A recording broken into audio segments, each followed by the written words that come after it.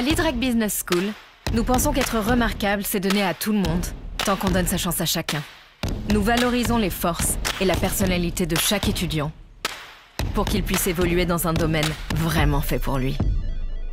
Nous cultivons une proximité avec les entreprises pour permettre à chacun d'explorer de nombreuses voies et trouver celle qui leur convient le mieux. Nous pensons qu'être remarquable, c'est être unique. Nous proposons donc des parcours variés pour que l'étudiant puisse choisir les modalités d'apprentissage qui lui conviennent le mieux. Dans sa région, en France et à l'international. Alternance, distanciel, international, présentiel. Nous pensons qu'être remarquable, c'est donner le meilleur. Et nous vous apprendrons à être meilleur chaque jour. IDRAC Business School, devenez remarquable. Virginie Lacroix-Altouna pour ce trophée de la start-up de l'année. Bonsoir. Bonsoir. Et merci d'être avec nous une nouvelle fois, partenaire de cette fête de l'entreprise.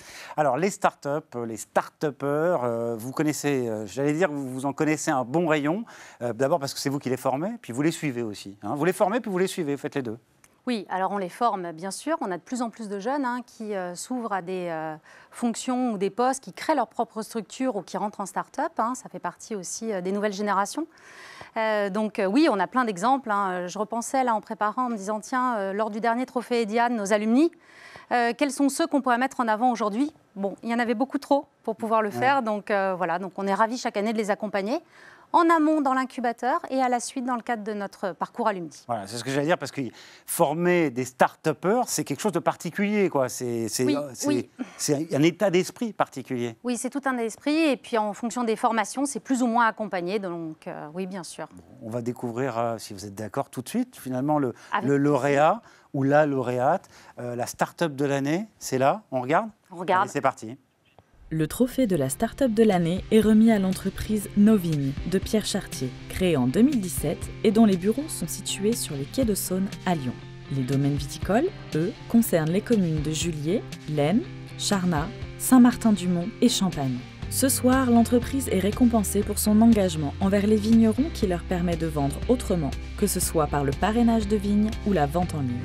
En effet, avec la crise sanitaire et son fort impact sur les vignerons, Novigne s'est adapté en développant une solution de vente par les vignerons pour les vignerons, en s'associant avec LEA.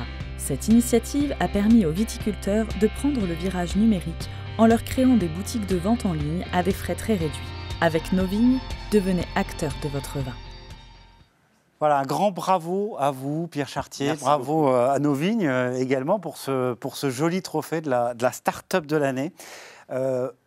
On n'a rien contre les start-upers, mais j'avais presque envie de dire, vous n'êtes pas juste un start-upper, vous êtes un œnologue au départ. Oui, vrai ou pas vrai? C'est vrai qu'on s'est formé à l'œnologie c'est-à-dire que vous n'avez pas juste eu une idée en vous disant « Ah, là, il y a un business à prendre ». Il y a derrière aussi, en plus, cette passion, cette connaissance de ce métier-là en particulier. C'est important, je crois, pour vous, ça. Exactement, puisque après l'IDRAC, j'ai eu l'occasion de partir. Ah oui, parce que c'est le hasard. Mais la start-up de l'année est un diplômé IDRAC. Donc ouais, c'est complètement le hasard. J'ai validé auprès du jury.